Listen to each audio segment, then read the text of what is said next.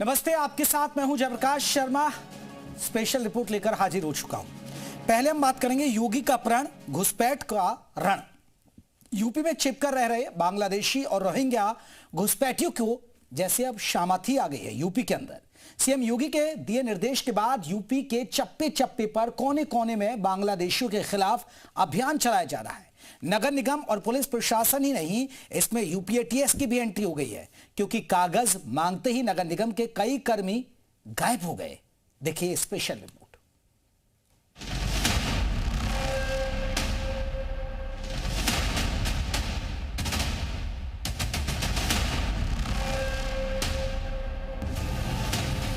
CM योगी के निर्देश पर शुरू हुई बांग्लादेशी और रोहिंग्या घुसपैठियों के खिलाफ जारी कार्रवाई यूपी में फुल स्विंग में है। यूपी से चुन चुन कर घुसपैठियों को निकालने के इस अभियान के शुरू होते ही घुसपैठियों में खौफ देखा जा रहा है। लखनऊ से लेकर लखीमपुर खीरी तक, गोरखपुर से गाजियाबाद तक, मुजफ्फरनगर से अलीगढ़ तक, जहां भी बांग्लादेशी घुसपैठियों के होने की जानकारी मिल रही है, पुलिस प्रशासन की टीम वहां पहुंच जा रही है और उनके दस्तावेजों का सत्यापन शुरू कर दिया जा रहा है।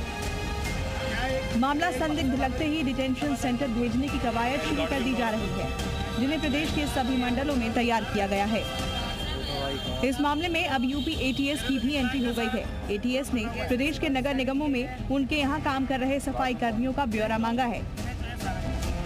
सूचना के मुताबिक 8000 से ज्यादा सफाई कर्मी एजेंसियों के ठेकेदारों द्वारा नगर निगम में रखे गए हैं, जिसमें 5300 सफाई कर्मचारी और लगभग 3000 कर्मचारी डोर टू डोर कूड़ा कलेक्शन करते हैं।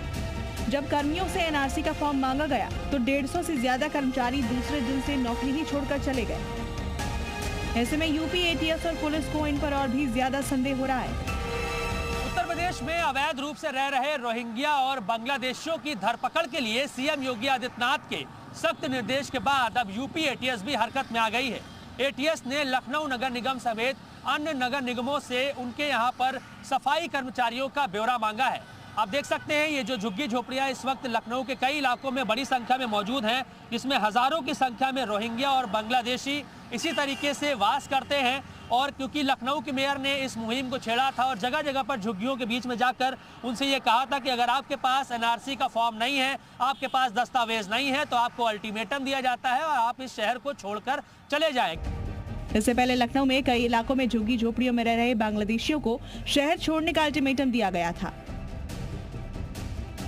इधर लखनऊ की तरह मुजफ्फरनगर में भी बीती रात सड़क किनारे झुग्गी झोपड़ियां डालकर रह रहे बाहरी लोगों के खिलाफ पुलिस प्रशासन के द्वारा सर्च ऑपरेशन चलाया गया। इस दौरान रात के अंधेरे में पुलिस ने झुग्गी झोपड़ियों में जाकर रहने वाले लोगों का सत्यापन किया। पूरे जनपद में ये मुहिम चल रही है, जिसके तहत हम लोग बाहर से आए हुए ऐसे कहीं से पलायन करे हुए या फिर कोई ऐसे घुसपैठी जो कहीं और देश के हो सकते हैं, जो कि अपनी आइडेंटिटी बदल के रह रहे हों, या फिर हो सकता है कुछ ऐसे लोग हों जो कि कहीं और अवैध गतिविधियां करते हों और यहाँ पे शरण ले रहे हों। तो उस सभी के से संबंध रखते हुए ये अभियान चलाया जा रहा है।